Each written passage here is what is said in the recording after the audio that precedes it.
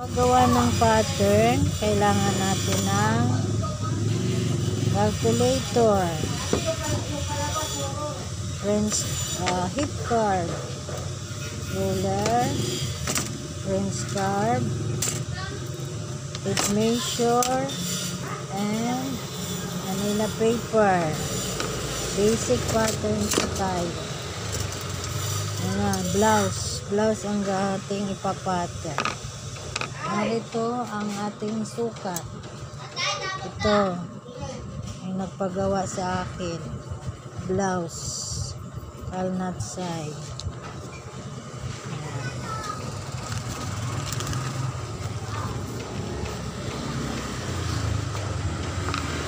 Shoulder 14. Gumawa na po ako ng sukat na may allowance siya na both side, 1 and 1/2 both side.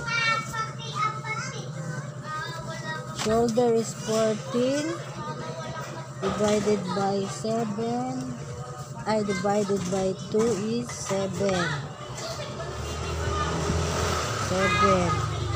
Neck opening 3 kasi maliit lang siya. Akyat tayo ng 1 inch,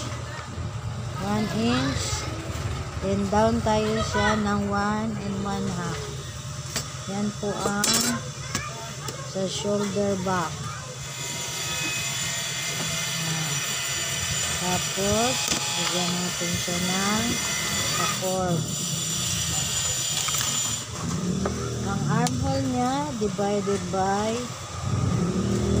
2 is 16, divided by 2 is 8.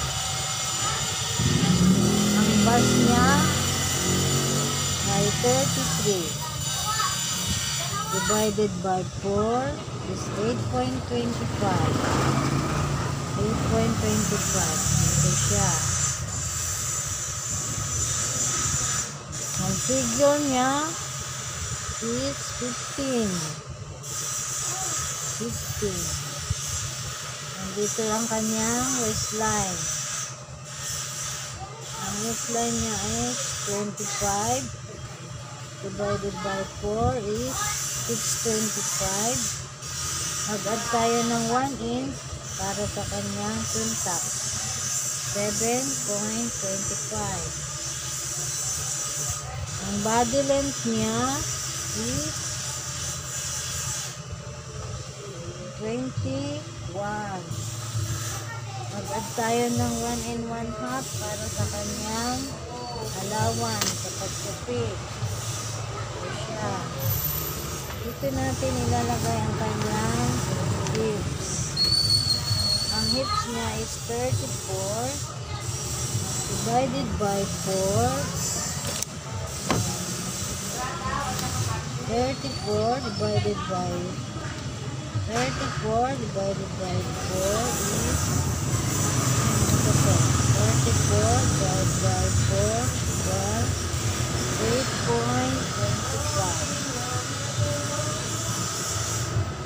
Pero hanggang dito lang naman ang pintak natin, kaya huwag na tayong matagnan. Opo, 70 po. Galing mo na lang po pag ano. Sige po. Thank you. Dito natin gagamitin ang French curve. Magmula dito sa bust hanggang sa dulo ng shoulder. Ikot natin yan. Dito naman natin gagamitin ang hip card. Tapos sa kabila.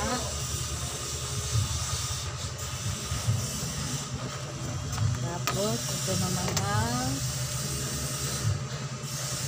kung gusto mo may side, may pakorte, lagyan mo siya ng itong gamitin mo.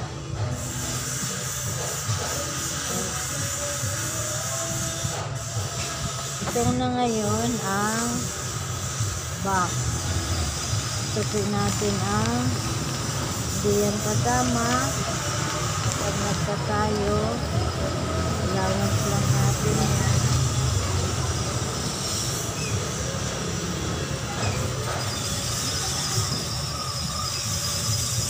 Ito na yung box.